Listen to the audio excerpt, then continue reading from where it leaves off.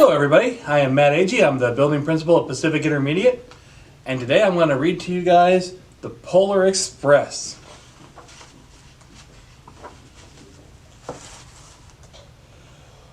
On Christmas Eve, many years ago, I lay quietly in my bed.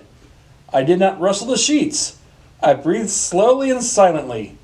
I was listening for a sound a friend had told me I'd never hear. The ringing bells of Santa's sleigh. There's no Santa, my friend had insisted, but I knew he was wrong. Late that night, I did hear the sound, though not of ringing bells. From outside came the sound of hissing steam and squeaking metal. I looked through my window and saw a train stationed perfectly still in front of my house. It was wrapped in an apron of steam. Snowflakes fell lightly around it. A conductor stood at the open door of one of the cars. He took a large pocket watch from his vest, then looked up at my window. I put on my slippers and robe. I tiptoed downstairs and out the door. "All aboard!" the conductor cried out. I ran up to him. "Well," he said, "are you coming?" "Where?" I asked. "Why, to the North Pole, of course," was his answer. "This is the Polar Express." I took his outstretched hand, and he pulled me aboard. The train was filled with other children, all in their pajamas and nightgowns. We sang Christmas carols and ate candies with nougat centers as white as snow. We drank hot cocoa as thick and rich as melted chocolate bars. Outside, the lights of the towns and villages flickered in the distance as the Polar Express raced northward. Soon there were no more lights to be seen. We traveled through the cold, dark forests where lean wolves roamed and white-tailed rabbits hid from our train as it thundered through the quiet wilderness. We climbed mountains so high it seemed as if we would scrape the moon. But the Polar Express never slowed down.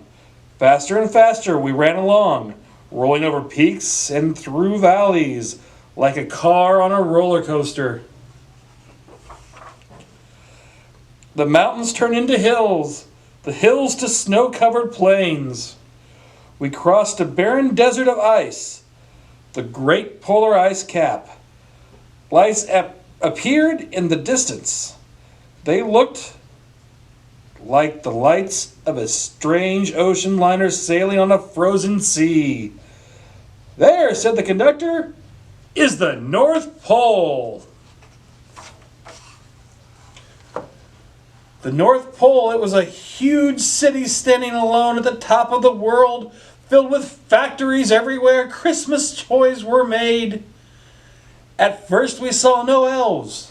"They are gathering at the center of the city," the conductor said. "That is where Santa will give the first gift of Christmas."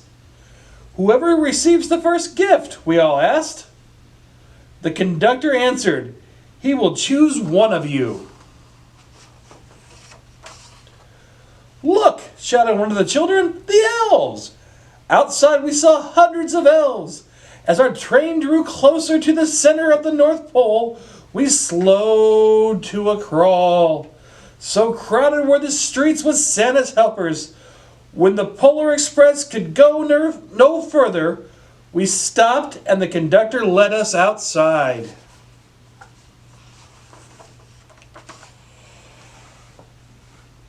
We pressed through the crowd to the edge of a large open circle. In front of us stood Santa's sleigh. The reindeer were excited. They pranced and paced, ringing the silver sleigh bells that hung from their harnesses. It was a magical sound, like nothing I'd ever heard. Across the circle, elves moved apart and Santa Claus appeared.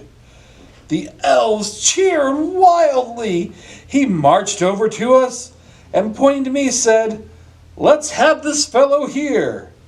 He jumped into his sleigh. The conductor handed me up. I sat on Santa's knee and he asked, "Now, what would you like for Christmas?"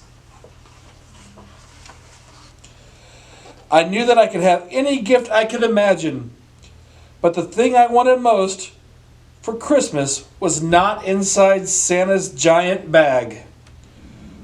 What I wanted more than anything was one of the silver bells from Santa's sleigh. When I asked, Santa smiled. Then he gave me a hug and told an elf to cut a bell from a reindeer's harness. The elf tossed it up to Santa. He stood holding the bell high above him and called out, "The first gift of Christmas!"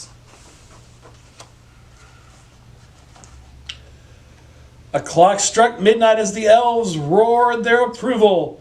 Santa handed the bell to me, and I put it in my bathrobe pocket. The conductor helped me down from the sleigh.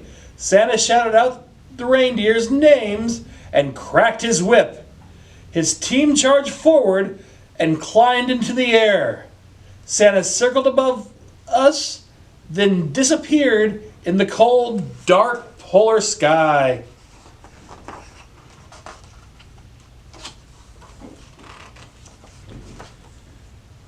As soon as we were back inside the Polar Express, the other children asked to see the bell. I reached into my pocket, but the only thing I felt was a hole. I had lost the silver bell from Santa Claus's sleigh. "Let's hurry outside and look for it," one of the children said. But the train gave a sudden lurch and started moving. We were on our way home. It broke my heart to lose the bell. When the train reached my house, I sadly left the other children. I stood at my doorway and waved goodbye. The conductor said something from the moving train, but I couldn't hear him. "What?" I yelled out. He cupped his hands around his mouth. "Merry Christmas!" he shouted. The Polar Express let out a loud blast from its whistle and sped away. On Christmas morning, my little sister Sarah and I opened our presents. When it looked as if everything had been unwrapped, Sarah found one last small box behind the tree. It had my name on it. Inside was the silver bell. There was a note. "Found this on the seat of my sleigh. Fix that hole in your pocket. Signed, Mr. C." I shook the bell. It made the most beautiful sound my sister and I had ever heard. But my mother said, "Oh, that's too bad." "Yes," said my father, "it's broken." When I'd shaken the bell, my parents had not heard a sound. At one time, most of my friends could hear the bell. But as time passed, it fell silent for all of them. Even Sarah found one Christmas that she could no longer hear its sweet sound.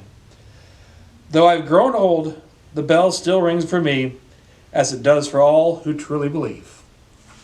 Have a good Christmas break, everybody.